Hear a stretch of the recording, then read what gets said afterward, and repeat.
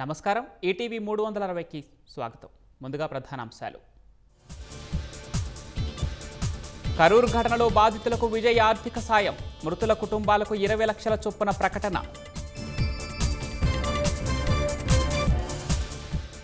పండుగల వేళ ప్రతి ఒక్కరూ స్వదేశీ వస్తువులే కొనాలి, మన్ కీ బాత్ ద్వారా ప్రజలకు పిలుపునిచ్చిన ప్రధాని. ప్రకాశం బ్యారేజీ వద్ద రెండో ప్రమాద హెచ్చరిక జారీ, లంక గ్రామాల ప్రజలు అప్రమత్తంగా ఉండాలన్న అధికారులు.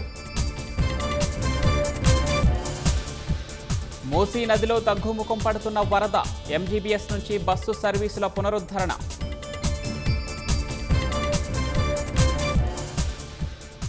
సాయంత్రం గరుడ వాహనంపై శ్రీవారి విహారం, పకడ్బందీగా ఏర్పాట్లు చేసిన టీటీడీ అధికారులు.